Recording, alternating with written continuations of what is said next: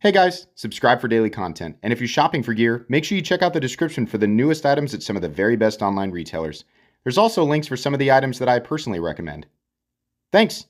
What's going on YouTube? Metal Complex here, and today I've got another interesting knife review / knife overview to share with you guys. This is the Hogue Ballista, which is an awesome USA automatic offering from Hogue with a pretty good price tag. It is available right now. I'll link it right down below so you guys can check it out if you want to. It absolutely helps my channel if you use my links, but that is entirely up to you. Thank you so much to the gentleman who loaned me this knife for review. This was loaned to me by a viewer, and it will go back to the viewer when I am done with it. Thanks so much to my patrons who are supporting me right now, and please make sure to follow me on Instagram at metal_complex. Let's go ahead and get a measurement on this guy. Overall length of the Ballista is coming in at 8 inches.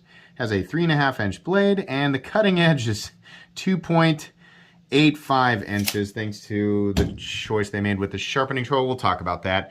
How about some size comparisons up against the Ontario Rat Model 1 and the Ontario Rat Model 2? You can see here this is right about in between.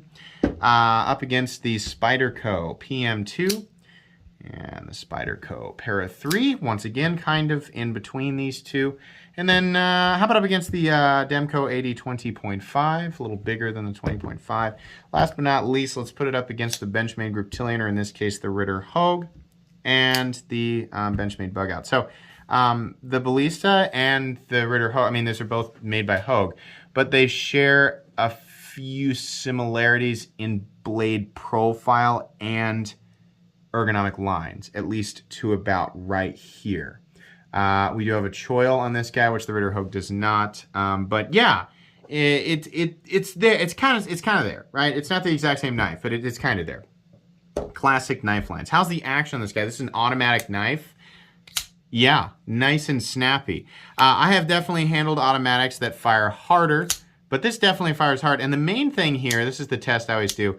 Pull it back just a little bit. Is it strong enough to make sure, no matter how little you're pulling it back, is it strong enough to make sure it always goes to the open position? Yes, that's what we look for. Feels good, feels snappy, right? Hogue does good automatic knives, so I like that. You know, the problem with a side opening auto is that if you want to close it one-handed, you're gonna have to keep pressure on that spine.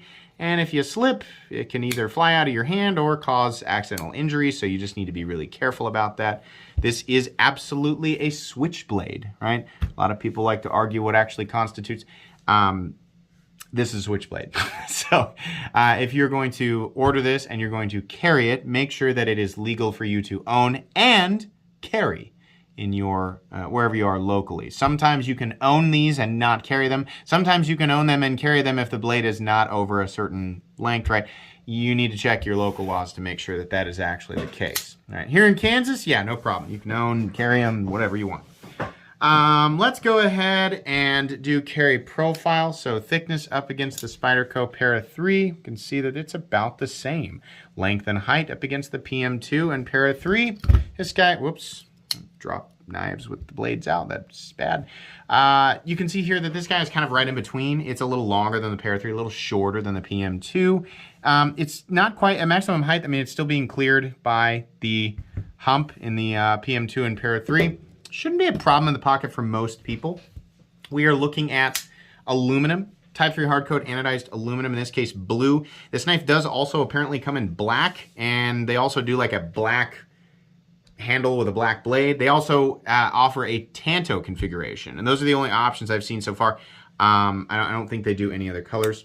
But anyways, aluminum, and it's solid aluminum on the inside, and then we have a 154 cm drop point blade here. So the weight on this guy, I'm gonna guess, is about 3.75 ounces. Let's find out. No, it's a little heavier than that, 4.20 ounces. People are gonna crack jokes about that. But yeah, it's a little heavier than what I thought. It's definitely not on the ounce and inch mark, but it does feel very balanced. Yeah, very. And it's mainly because the handle is solid aluminum, so it's literally right behind the pivot. You hold this thing and it really doesn't feel that heavy.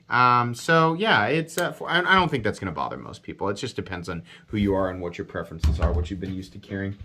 Let's do a hardware check. I'm going to get out my tools as per usual. My tools are very inexpensive and very recommendable. You can find them right down in the section of my description that talks about the tools I use on this channel. That's a T10. How about the body screws? T8, hallelujah, God, awesome, thank you, Hogue. T6 for the pocket clip screws, that's not that big of a deal, they're pretty flat. But yeah, we've got T8 for the body screws, and let's check, just to be sure, I'm 99% sure that that's gonna be a T10, but we'll make sure. We do have a T10, right? Great.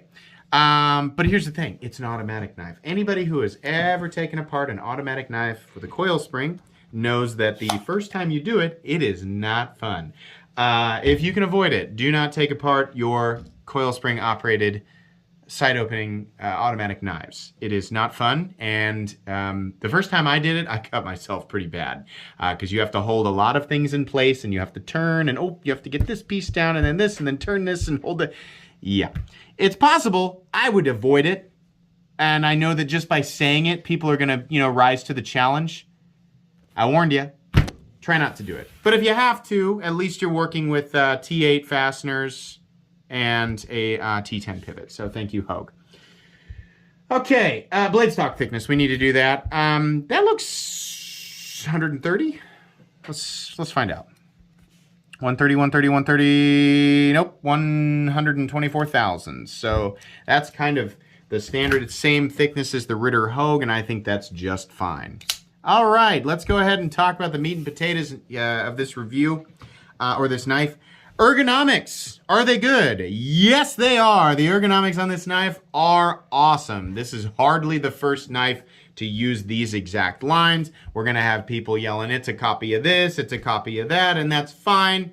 But keep in mind, these are some of the most classic borrowed knife lines of all time. It is very unlikely that whatever you think this is a copy of was the very first knife to use these lines. This is just classic knife lines, right? It is what it is. And this grip, it's great. Choked up, it's even better. Nice jimping right here. Not a lot, but you've got it. The pocket clip is weird. We have what looks like the little, those of you who drive Mustangs, and you put those little cover plates on the back little triangle window, which honestly is a pointless window in those cars anyway. You cover them up and put these little vent things on there. I gotta admit, it looks kind of cool, but it's also like, why is it there? This pocket clip doesn't look like it goes with the knife. Honestly, they should have done something more, well, like this, but without these little vent things. And what do? I guess it allows you to, if you're trying to pull this knife out of your pocket and you're wearing gloves or something, or maybe barehanded, it just offers a little bit of additional traction. Okay, it's kind of weird looking, but you know what? Functionally, it does a great job. It's deep carry, which it doesn't have to be good, but I appreciate that. It's short, which I really like. Some of the best, most preferable pocket clips in my collection are a little bit shorter. And the reason I like them is because where my hands fall while I'm using the knife is it's not in a position where the bill of the clip is digging into the center of my hand. This is way back here. Even when you're not choked up, it's still way back there. The bill is also not crazy pronounced. It's high enough to where it's gonna rise to meet most pocket seam thicknesses, so you can push it in and out of your pocket with one hand. But truthfully, outside of the ugly little vents there, the finger catchers, it's a pretty darn good clip, and I really appreciate it. The edges are all nicely chamfered. We have some lines here that offer a little bit of extra gripitude, but nothing, too crazy. There is a safety here, which is fine. Allows it to stay locked out. If you're worried about accidentally touching that button in the open position, it'll stay open, right? You can also lock this knife in the closed position if you plan on leaving it on table surfaces around people who might, not be the right person to pick up something like this. I don't know why you'd do that, but if you're worried about stuff like that, you can lock in the open position, right? Yeah, the button is recessed, and it does not take a lot of travel to get it to throw. It's not a grindy or crunchy button. You just push it and it fires. It's very similar to what I experience with ProTech, and you can see here, if I leave my arm on the table, which the camera mount is also mounted to the table, there's enough swing here to get everything to shake, including the camera. So it's got plenty of power. The blade shape is a classic just drop point blade. It has 154 cm steel, which we see on a lot of automatic knives. I appreciate that. 154 cm is one of my favorite steels of all time. It is incredibly well balanced, and you will see this steel, you'll see the CPM version of it and the ingot version of it on knives that are inexpensive, and you'll also see it on super expensive custom knives. It's just a very preferable composition. I honestly have no issue with it at this price point whatsoever. The one mistake they made with this blade was adding an additional sharpening choil. I don't know why they did that. This is a nice big roomy choil, and honestly, if it had just turned into blade right here, that would have been a lot better. This is just a spot that is going to get hung up on thick material. Most of the time, you're not going to have to worry about it, right? I mean, if you're cutting into a piece of cardboard and you stay up here, you'll be okay. But if you're not paying attention, it's just going to get hung up in here, and you're just going to get a big wad of, you know, like smashed or torn cardboard or whatever it is that you're cutting. It's just going to get hung up in there. I don't know why they did that. It would have been just as easy to sharpen if they had just right there. Because it already, look at this, it already gets sharp, and then they just decided to put that in there. They should have just made this blade and then continued it right there. It would have been better, right? It's annoying. I would say it's mildly infuriating. It's not a deal breaker though, because there's still a lot of really good here. There's a nice wedge up here, beautiful tumbled finish. Really glad that they did that. You have a couple of different options, but the tumbled finish, Hogue does a nice job with that. Their final cutting bevel is also nice. This is a glassy, smooth edge and very slicey, absolutely. It does get down kind of a little bit thinner here, and it sort of widens out up here, but it's not too bad. Overall, the blade looks really, really good, and I just like it. I don't know why we have all this stuff right here, but the blade is nice. And we don't need Ballista. We don't need to have the name of it on, like, people argue back and forth with me about that, and I'd say, you have your thoughts. But you know when, like, somebody drives by and, like, in a vehicle and they have a banner on their windshield that says what the vehicle is? Like, Camaro. I don't understand that. Like, it's just weird. Or like some people take it a step further. I saw a Corvette, you know, driving through town the other day, and somebody had a custom graphic, you know, laid on the paint that said Corvette on the side of the vehicle. And it just seems very redundant to me. I'm tempted to shout, "I know!" as they drive by. You know, it's like, I don't know. Have your thoughts. It's okay. You don't have to think just like me. I just think that's weird. But, you know, whatever. We have this sort of seam construction, which is fine. As long as it comes together perfectly, it's fine. And when you're going to do that, it really highlights exactly where center is. So you better get that blade perfectly centered, which they do have that here, right? So that's fine. Anodizing, everything looks good. There's nothing, honestly, Hogue's fit and finish is really, really good. They are just a supremely underrated company. I try to say that often. If you've never experienced Hogue, go for it.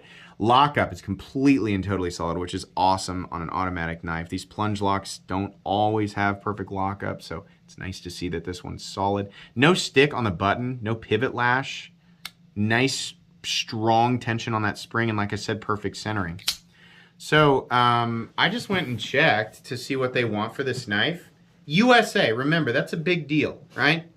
To my knowledge, most of this knife, most of it's probably, there might be a couple of little things that are outsourced here and there, like screws or I don't know. But most of the knife is not just assembled, but actually manufactured here in the United States. That's something that we need to be paying attention to, especially new people. Don't automatically assume that when, you know, a company says, "Oh yeah, we make our knives in the USA." There are a lot of companies that their reputation is solidified, but we definitely have some fakers out there. And what they mean is, we put them together here, but all the pieces are made somewhere else. And some companies will not explicitly say that. Hogue, they manufacture their stuff in the United States, and they do a really good job with it. They are a supremely underrated company, and they've got some weird stuff, but they make a quality product, and they make an honest product, and they make a functional product, one you can definitely depend on. You know, if you're looking to spend money on something that is manufactured in the United States, right? You want to pay a little bit extra. You can get a quality knife for $30 nowadays, right? Made in China, but high quality. But if you want to spend a little extra and buy something that's made in the United States, you still don't want to break the bank, but you want something that's really made well, right? And it's a functional, quality item. Hogue. This knife is $160, which I think many people will find is pretty awesome considering, the competition. A lot of their direct competition is like ProTech and Microtech, and those knives are quite a bit more pricey. In some cases, you'll get a little bit more with a ProTech, and you'll definitely, in some cases, like Microtech's really pricey, but they go above and beyond with some of it's not always functional attributes, but, stuff that really caters to the hungry knife enthusiast. If you want a straightforward tool, made well, solid. $160 for this? Absolutely. The only thing that really bums me out, I'll choke down the weird little Mustang vents on the on the pocket clip. That's easy. But this sharpening choil, why is it there? Everything else is really good. And I don't think that this should deter you, honestly. I think that that's just a mildly annoying thing. The rest of this is so good. I like this a lot. Pick this up. This is an underrated knife right now. It's simple, not reinventing the wheel, not by any stretch of the imagination, but it's good and it's underrated. And I don't know why it's not a more popular item. Anybody who picks this up, I think, is really going to like it. Just make sure that automatic knives, especially automatic knives of this size, are legal for you to own and carry in your local area. Again, this is linked right down below and you can check it out if you want. Thanks again to the person who loaned me this knife. Please make sure to follow me. Oh, this will go in my most recommended knives playlist, by the way, which you can check out, see everything else that I recommend, but it's definitely going in that playlist. Please make sure to follow me on Instagram at metal_complex. If you enjoyed this video, leave a like. If you'd like to check out my other content, I do, of course, have lots of videos of knives that are either expensive or inexpensive that I do or don't like, so check those out. And if you enjoy all my content, go ahead and click on that Metal Complex logo right there and subscribe because there's definitely more coming. Thanks again for watching, everybody, and have a great day.